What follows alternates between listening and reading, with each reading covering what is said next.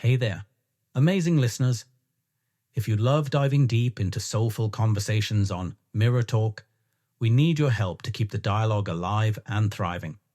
Subscribing, sharing, commenting, and rating our podcast not only shows your support, but also helps us reach more beautiful souls like yours. Every review and share helps our community grow, bringing more voices and perspectives into our reflective journey. So, hit that subscribe button, leave a comment, and spread the word. Together, we can make Mirror Talk shine even brighter. Thank you for being a part of our journey. Pause. Take a break. Reflect on life. Your moment of greatness starts now.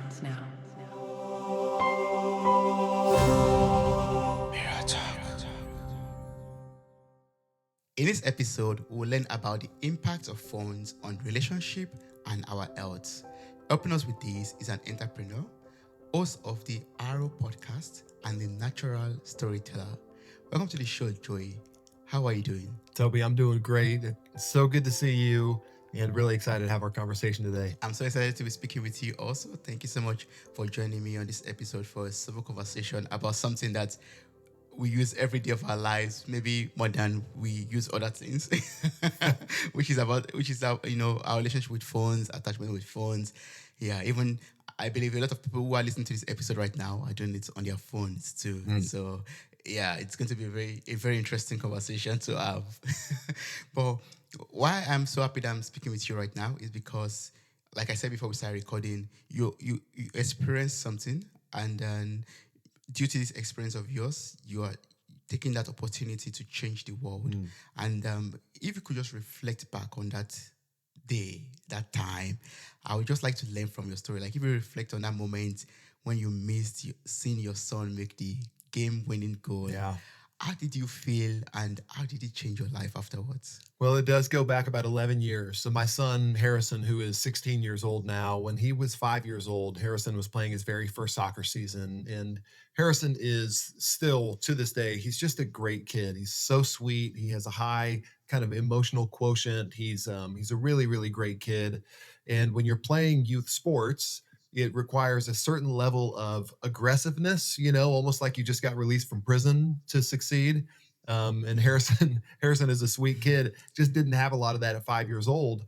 And so in this soccer season, he was the last kid on the team to have not scored a goal. Everybody else on the team had scored a goal. And so my wife and our daughter and I, we'd go out on a Saturday afternoon. We took the lawn chairs out on the sidelines to watch yet another game. And really, Toby, I hate to say it this way, but in some ways to kind of pass the time, just to kind of get that over with, get the hour over with, and then go home. But this day was a little bit different. It was about midway through the game, so it wasn't quite the game-winning goal, but it was a magical, huge, momentous occasion when Harrison, midway through the game, rears back his leg, kicks the soccer ball, and it rolls, glides over the grass into the back of the net for his very first goal. And to say it was magical really, really is true. The crowd went wild. See, every parent knew that it was Harrison's first soccer goal. His coach certainly knew. His coach ran out and lifted him up off the ground. But there was this little split second in between Harrison scoring the goal and when his coach picked him up, when he did something that kind of, in a way, fills my heart up and kind of haunts me at the same time. So he looked to the sidelines to me, to share this moment with me, to see the smile on my face, see the pride on my face, and share this moment together, except for the fact that I missed all of that. Like, it was this beautiful moment, but I missed every second of it because I was looking down at my phone. And so, my sweet little 5-year-old son, who promises me this, the good news is he promises he doesn't remember this moment, but I sure do, because I had a realization right then, Toby, that was, I spent all my life dreaming about the family I would have someday. I spent all my life dreaming about the kids I might have one day. And then I found myself in the presence of my most important relationship being distracted by a relationship with a phone, with an object. And it seemed so silly at the moment. And it seemed I was actually just kind of mad at myself. I was mad at the game, right? I was mad at my phone. I was mad at all of it. I just said, what am I doing here? And I would love to say, Toby, that everything changed from that day on, but it just didn't. I mean, it was kind of the same. I probably got better for a few days, but the truth is, this thing in my pocket was so compelling that I had developed such a relationship with it that it continued to get in the way of my most important relationships. So I got a text probably 4 years later from my now business partner, Heath Wilson, and he said, "Hey, I have an idea. Let's go to lunch and talk about it." And the idea was what if this world that we experience, and I bet you a lot of people listening can relate to a story kind of like that, whether it's with your child, whether it's with your partner, your spouse, your girlfriend, your boyfriend, whether it's with just a friend and being phone snubbed or phone snubbing somebody else. I bet you we can all relate to it because this is a universal problem. But the question Heath posed to me was, what if the world could look different? What if our relationships with the people around us became more important than the relationship with our phones? What would that world look like? What would marriages look like? What would the next generation of kids look like? What would our friendships look like? Frankly, what would we can talk about this in a little bit later, but what would intimacy in relationships look like? And I'm not talking about like a sexual intimacy. I'm just talking about a closeness in friendship. What could intimacy in relationships look like if we changed the relationship that we had with our phones? So we've been on that journey for about 5 years now of doing that. We've been on the market with Auro for the last couple of years, and we are seeing and we're hearing stories personally and with the Auro community of people who are actually experiencing that life. People like me who were so felt subjected to this relationship with my phone that it was getting in the way of my most important relationships. And I'm seeing a complete flip flop now in my life and the life of others. And I'll close with this for people who may are listening to this who might be able to relate to this. It's easy to get our defenses up, one, and say, "Oh, another person telling me to be off my phone." That's really not it. This is someone who was, I guarantee you, worse than you at your phone, who has experienced life on the other side. So if there's nothing else that somebody walks away with right here, it is, I want you to have hope inside that the world can look different. If you can relate to this, that your world can look different by changing the relationship we have with our phones. Yeah. Thank you so much for sharing that. One question that just popped in my head was like, were you able to forgive yourself, after, missing that moment, that precious moment? Have you been able to say, okay, even though, it's repeated itself that you go attach your phone again years afterwards or moments afterwards, that from whenever I think back about that moment, whenever I think back to that time in the field or something like that, have you been able to say, yeah, okay, it's bygone, it's over, and I'm moving forward from that? Yeah. I almost look back. Certainly I have. Let me think exactly how to say this. My heart hurts a little bit when I think about that moment and other moments like it. But there's another side of it that I'm just so grateful for it. I'm so grateful that I had that moment and have this opportunity to correct it. Where my, maybe we're not always aware of the areas where we can improve, but in that moment I knew very clearly, here's an area that I have an opportunity to improve in. And I would say that in the last 10 years as a dad, let's call it 5 or 6 years, particularly as we've been on this journey, it's almost like I've been able to redeem that moment. My son and I watched a movie yesterday, totally phone free. We sat there and we laughed together and we had a great time. My daughter and I, we'll watch I can tell a great story later about her and me watching a movie or us jumping on the trampoline and just redeeming those moments. And I think that's another thing along with this hopefulness. If you've felt this before, that redemption, this is a redemption story. And the fact is, Toby, smartphones are brand new. They're 16, 17 years old. My parents did not have smartphones when I was growing up, so I wasn't taught those ways. They had no ability to teach me because they didn't have those. So we are now, as a society, as a culture globally, this is not a European problem. This is not an American problem. This is not an African problem. This is a global problem, and we all feel it. And culture is now taking a little pause, I think, and saying, I don't like how things have gone the last 16 or 17 years. This is not us saying we're going to get rid of our smartphones. I have an iPhone. I'm not getting rid of my iPhone. I love my iPhone. But we are taking a pause to say, I think based on the mistakes we've made in the past, that we can do this better moving forward. Yeah, I love that. Based on the mistakes we made in the past, we learn from them and move forward from that. Yeah, I like that. For a listener out there who is asking right now, okay, Joey, is my attachment to my phone a habit or an addiction, or is there a borderline between it being a normal habit to becoming an addiction? I have to really, go to rehab for example.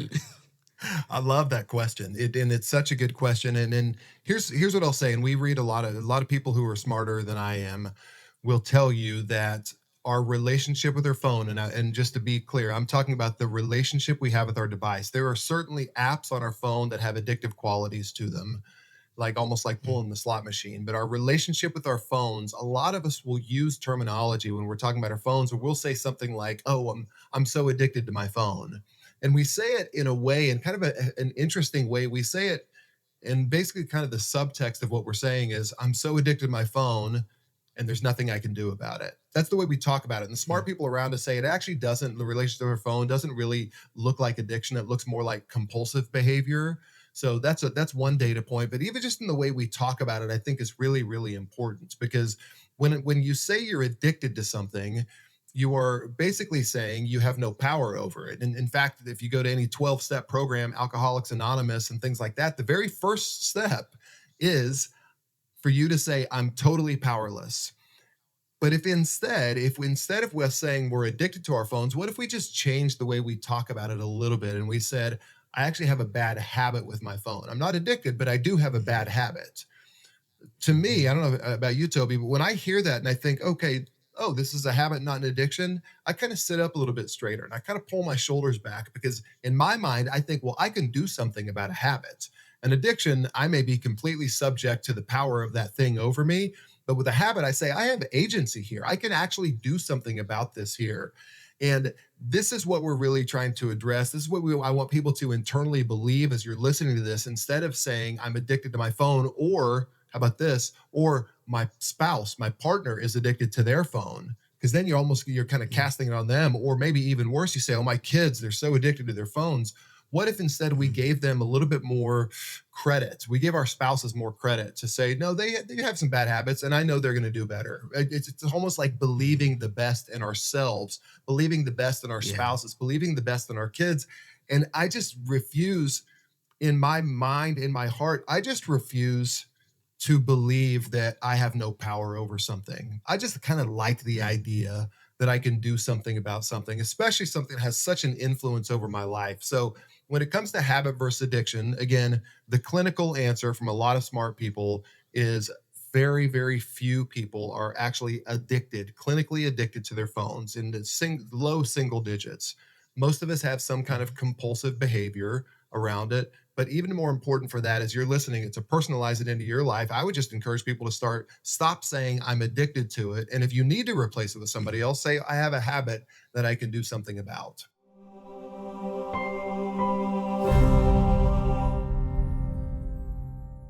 Hey there, podcast enthusiasts. Are you ready to add a little sparkle to your day? If you're loving the insightful conversations and captivating stories on Mirror Talk Podcast, here's a friendly nudge to hit that subscribe button. By subscribing, you'll never miss out on the empowering messages and thought provoking discussions we bring to your ears. But wait, there's more. We're all about spreading positivity and inspiration, and you can be a part of it too. How? By sharing the love with your friends and family. Share this episode with your loved ones, and let's create a ripple effect of empowerment and growth together. And hey, if you've been enjoying what you hear, why not take a moment to leave us a glowing 5-star review? Your feedback fuels our passion to keep delivering content that resonates with you. So hit that subscribe button, share the love, and leave us a review. Let's keep the conversation going and spread the Mirror Talk magic far and wide. Thanks for tuning in, and remember, your support means the world to us.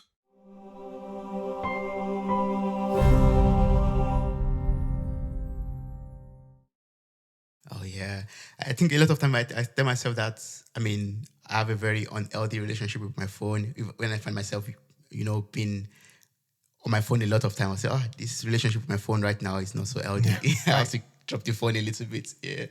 But I just get caught unaware sometimes, and when I reflect back, I'm like, oh, I've been on my phone for a long time. Yeah. And when I'm trying to be accountable, I'm like, okay, I didn't do anything sensible with the phone. Actually, I was just playing around, fooling around, and that's not healthy enough. Yeah. Yeah. Totally agree. Yeah.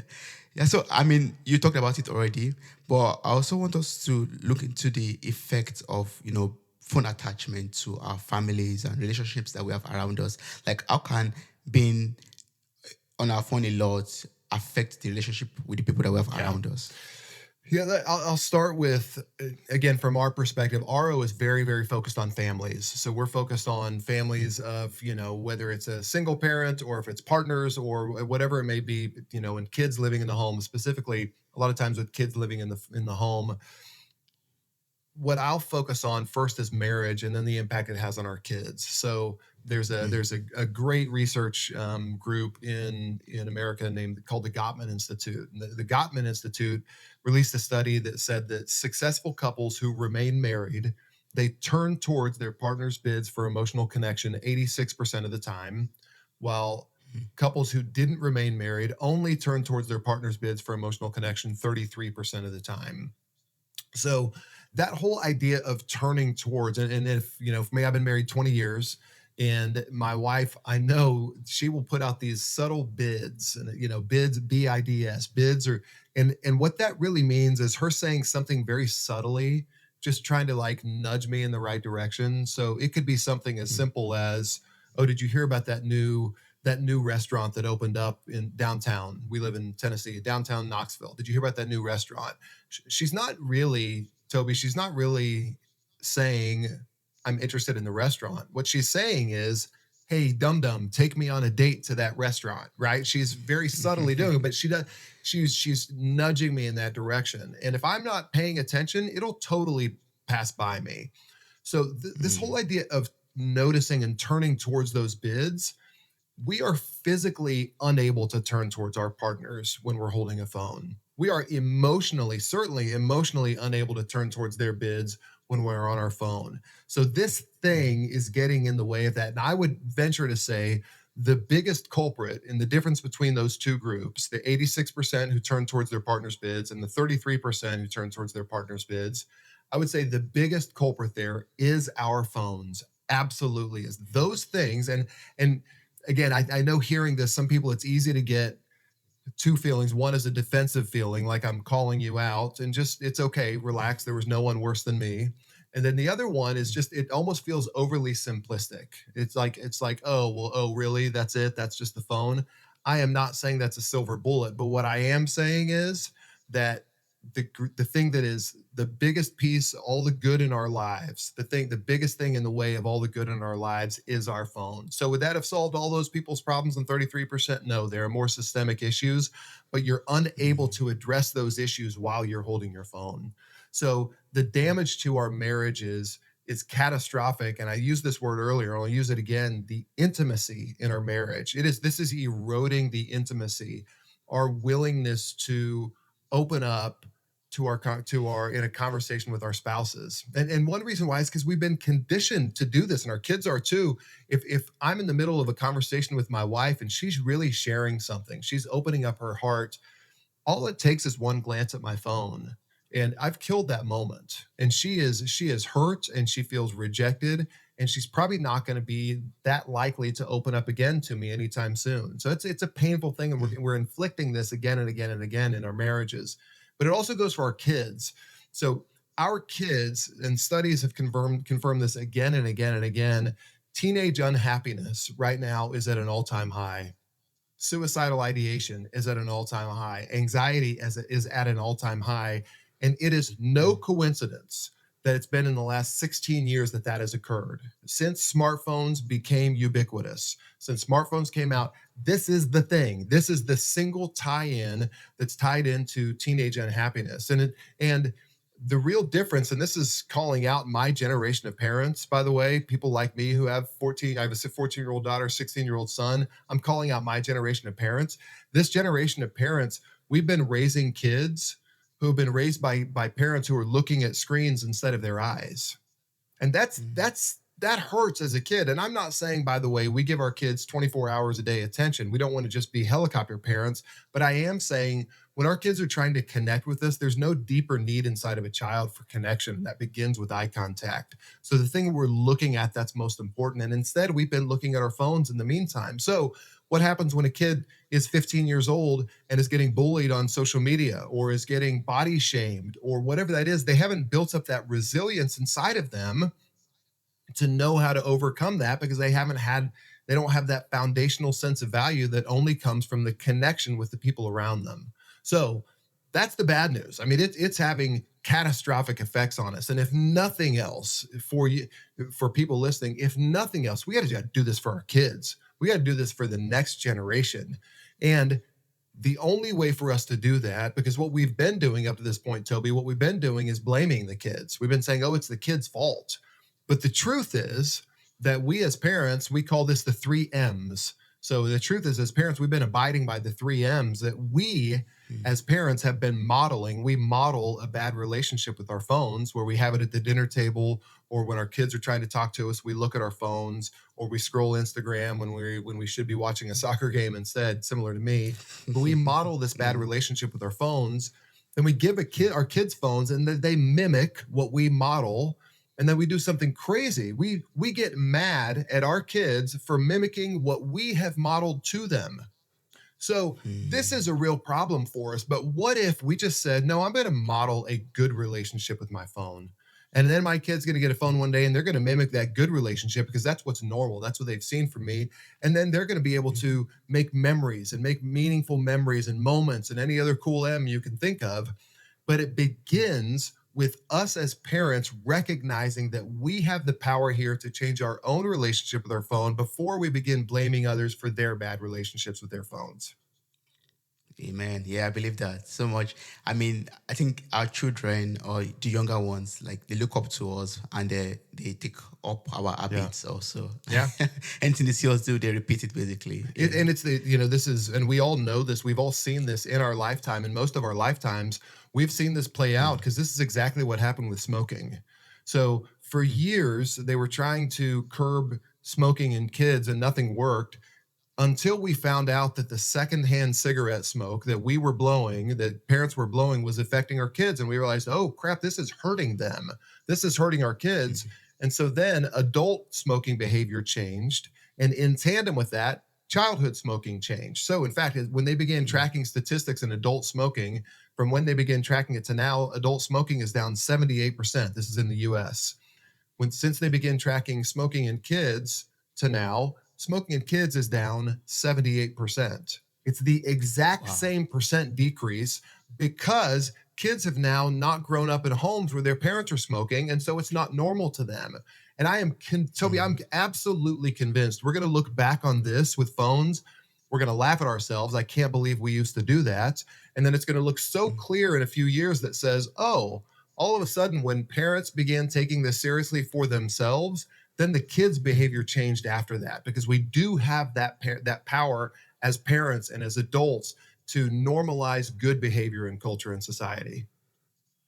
Yeah, and that's going to be possible through your company. I'm very sure of that. Yeah, through ours. That'll be wonderful. I can't wait. I'm looking forward to that time when we can look back and say, wow, we've come a long way, and we have this very healthy relationship with our phones. Yeah.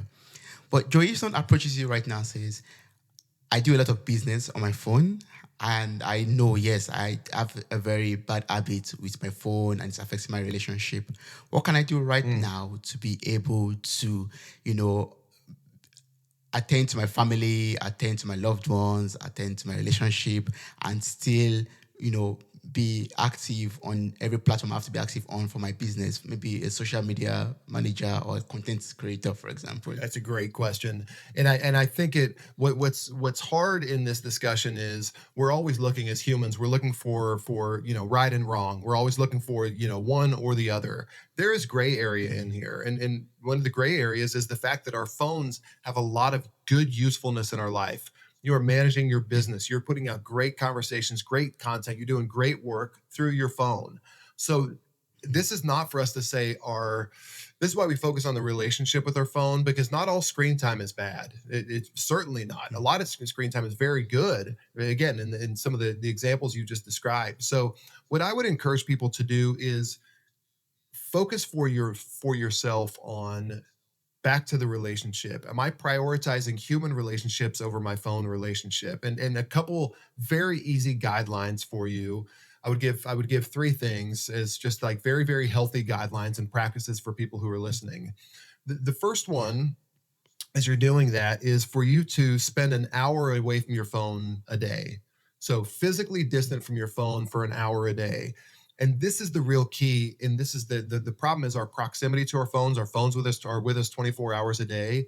So just begin to break that. Just begin to break that time that you have with your phone all the time. So 91% of us have our phones 24 hours a day. So when you spend any amount of time away from your phone, you're kind of joining that 9% of people who do that on a daily basis. And that's a muscle you can build. If it's spending an hour away from your phone seems daunting or seems challenging, just start with 5 minutes away from your phone, but begin to build a daily practice of spending time physically distant from your phone. So spending an hour away from your phone is super, super powerful per day. Second one I would tell is for people to establish sacred times and sacred places that are phone-free zones. So very easy example, and maybe the easiest example is at the table where you eat. Just make that a phone-free zone. And that could be you go to a restaurant, you could play a fun game that my friends and I, we go out, we exchange phones. I give my phone to my friend Matt, my friend George gives me his phone. We exchange phones. And so then we're not holding our own phone, or you stack them in the middle or whatever it is. But maybe just begin with the table where you're eating. At home, it's easy. Just go put it in a drawer. If you have Auro, put it in an Auro flip session or an Auro box. But remove those moments. If you're a parent, a great time could be watching a family movie or in your child's bedroom. Don't bring your phone in your child's bedroom. So establish those sacred times and sacred places. And then the third one, I would encourage people just to search for moments of connection. So if let's say a friend, Toby, let's say you're doing some work on your phone, and your friend says, "Hey, can I talk to you? I'm kind of going through a hard time right now." And you could have been doing your work on the phone. For you to say to them these 6 words, and I think these are the 6 most powerful words in the English language in a relationship in 2024. You just say, "Can I talk to you? Hey, let me put down my phone." You just say that, and then go physically remove your phone from that situation. If my daughter comes and says, "Dad, can I talk to you?" I should say, "Let me put down my phone," and then I go put it somewhere else. Because what you're communicating to that person is, while there are 8 billion people who can theoretically reach me on my phone, you're more important than every single one of them right now. So that's a powerful thing that will build intimacy in a relationship. So again, those 3 things, those are 3 very, very basic ways to start is spend an hour physically distant from your phone every day, establish sacred times and sacred places away from your phone, and then search for moments of connection where you can say, "Let me put down my phone." And that's, by the way, Toby, just Yeah. as the closing line on that one is, this is we have a business. Aro has a business that helps people put down their phones, and it's incredibly effective and it changes people's lives. And I fully believe that. But people can start what I just said. They can start that today. They can start that right now. You don't have to go to any website to join anything. You don't have to buy an Aro box. You can just start that today and begin to build those practices in your life. Yeah, I think that's a very perfect segue. Like, I would like to learn that already. Like, how does Arrow, your company, how does it help people solve this Yeah. problem? Aro helps, as a principle, Aro helps use technology to reduce your screen time. We will help you reduce your screen time so that you can increase your family time, so that you can increase your friend time. And you're talking to somebody right here. I've said it for 5 times before in this conversation. No one was worse than I was. And I will tell you, this has changed my life, and it has changed thousands and thousands and thousands of other people's lives who needed some help to put down their phone. So we make it easy. Aro helps you put down your phone through a habit forming app. We have an app that makes it super, super easy, which up to this point, we've only had a box that you can put your phone in. Now this app is available not just in the US, but everywhere. So I'd encourage people, just as you're listening, I'd encourage you just go download the app and take a 7-day trial. It's called Aro, A-R-O. Just search it wherever you get your apps in the Google Play Store or App Store. Just Google the app and you can get access to the app and see what it's like. So that is a product plug, but it's because I believe in it so much. But we do that through a habit forming app. and it helps you, it encourages you to, we track the time that you are away from your phone, so we can quantify the amount of time you're away from your phone. And that's a really powerful motivator. And we have all the cool stuff in the app that kind of helps you build your streaks and make it competitive and all that kind of stuff. And we also have a physical device for those. This is just in the US right now, but we have a physical device where you can put your phone. And when you put your phone in this Auro box, it's a beautiful home decor piece. It's over my shoulder here, this white box with a beautiful bamboo lid, charges your phone. You put your phone in there, and it automatically, when you drop it in there, begins to track the amount of time that you're away from your phone. So then you can build up all the competitive streaks, and you can kind of compete with people in your home, things like that. But Auro has spent, we have spent years, we have hundreds and thousands of hours of people who have dedicated their lives to thinking about how can we use technology to make it easy for people to spend time off their phone so that they can engage in real life.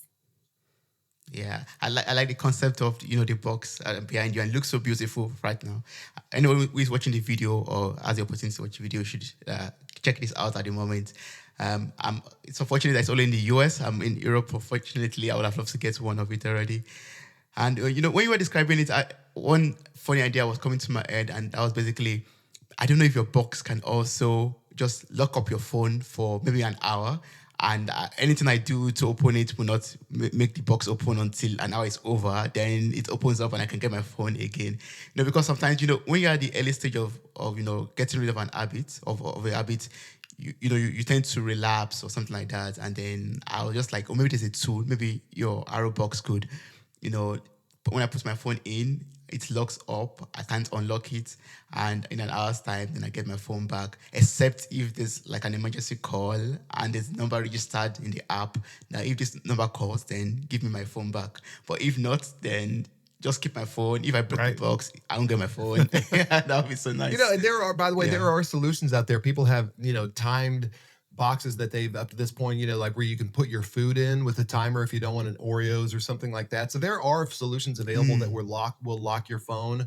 We like to think of Auro, whether it's through the app experience. And just to clarify one thing, even though the box is not available in Europe, the Auro app is. So again, that's where I'd love people to go download the app to just try out the app because it's super effective. You flip your phone, it starts an Auro session. And we encourage people to go just put it in a drawer then. If you don't have an Auro box, just go put it in a drawer, get it out of sight. And there's a researcher in London by the name of Dr. Maxi Heitmeyer. He's at the London School of Economics. He says the only way to reduce your screen time is for your phone to be physically distant and out of your visual field of sight. So Auro is the system that helps you get to that point of putting it away. So you do an Auro flip session where you flip it over and then it tracks the amount of time you're away from your phone. And then you can go next level and go put it in a drawer to be away from you, because we believe that this is in locking it away, it almost feels like it's a bad thing. And I just don't feel like my phone is a bad thing. I really don't. I think like in a moment when it's dinner time, I actually believe Auro is an invitation to presence. So it's not a punishment. It's an invitation. It's saying, oh, use the Auro app right now so you can be fully present with your family at dinner. Like, what a great invitation for people to have. And so then at that point, instead of demonizing your phone, you're actually celebrating the life that happens on the other side of it. So, and I do understand, by the way, some people might need lock boxes. So if someone needs that, go right ahead. But I do believe, I just have this belief in all of us that when we realize how beautiful and compelling the world around us is, that our phones and the allure of our phones will pale in comparison to the great things that happen on the other side of our phones. Yeah, and I love that so much. I mean, what your product does, is basically reducing screen time and increasing the real life connections that we have. Basically, that's a beautiful thing that I believe everyone needs. Yeah. For people who like to maybe work with you, maybe get more answers to some queries or some questions, what's the best way to connect and work with you? You can go to our website. It is goaro.app, goaro.app, goaro.app, or like I said, just go directly to the App Store, to the Google Play Store or the Apple App Store, and just download the app and just try it out. Get 7 days free trial. See what it's like. See what it's like to experience Auro, experience the Auro sessions, And we want to make sure it's accessible to everybody. So we have that free trial available. So just go download the app and get a feel for what the experience is like, or you can check out our website as well. Yeah, I really love that. And I think one thing I found out on your website, oh, before I mention that, the link to your website to be in the show note of this episode. So I believe I encourage everyone out there to just click on the link or just go to the App Store or Google Play Store already and get the app. One thing I like also, and I would like you to mention a bit, is about the community that you're able to build up also. Like, how does that work? And is it like a community of people who encourage each other or, motivate each other basically on the Yeah, the journey? community. So the community right now. So we're constantly evolving the app. The community we have right now that I really love is the community within your app, and the group that you can form is within the people in your home. So you can see. So my wife and my son and my daughter, we can kind of see. I can see when they are in an RO session. So maybe I won't call at that moment, or we can kind of compete against each other to see who has more time. Or you can tag your sessions as well. So for me, right now, my phone is in an RO session. So I will tag podcast after this. So I can see how much time I've spent in podcasts throughout the year. So that's fun. And then you can see the people in your group, you can see that as well. We will over time continue to expand that community feature where you could maybe be in a group with someone, maybe a group of friends, and you can kind of compete with each other. So that's something, excuse me, that's something that's in development. And for right now, we have focused within the home and the groups and the kind of the competitive nature of, I don't know about you, but some of the people in my home can be a little bit competitive. Calling out my wife, but she can be a little bit competitive. So it's that in-home competitiveness kind of makes it fun. Yeah, that sounds so much fun. Yeah, I like that. I mean, I like keeping streaks. Yeah. I like that. I mean, a lot of apps I have on my phone that have the streak system encourage me to use them more and even every day so that I don't break the streak. Absolutely. Those streaks, it is a powerful motivator. It really is a powerful motivator. Yeah. My wife the other day, she had not had, I think she was on an 18-day streak of having time away from her phone, time in an RO session. And I think it was like 11:30 at night, and she realized it. And so she went and got 5 minutes of RO time so that she could extend her streak. And what a great thing. I mean, all the social media companies and all those people, they're using these things to keep us on our phones. So it's really fun when we can start using technology to get us off our phones, to pull us back into real life.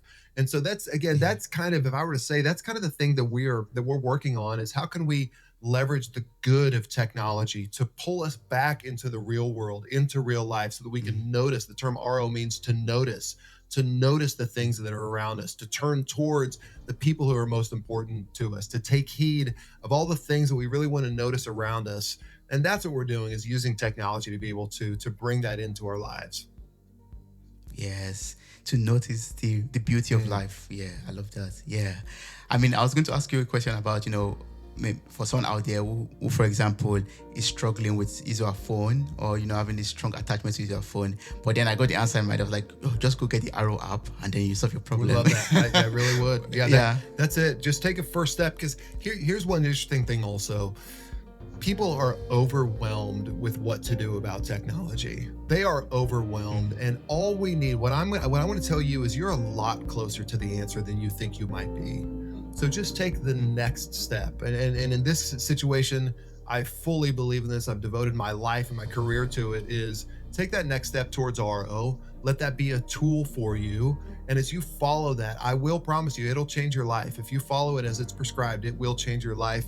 But don't get bogged down in a feeling of hopelessness or I don't know what to do. Just take that next step right now to go take that step in your life. And not only you will thank yourself, but people around you will begin to thank you as they notice the things that are happening in your life. Yes, I love that. You are a step away from the solution. Thank you so much, Joey. I really appreciate this conversation with you. It has been so enlightening speaking with you. And I encourage everyone out there, once again, to get the Auro app. It's available on Play Store or on the App Store also. And you can get the 7-day trial for free, of course. And then you can decide to just go on with a plan or a subscription. Thank you so much. I appreciate this conversation. Thank you, Toby. Wow, you made it to the very end of this episode.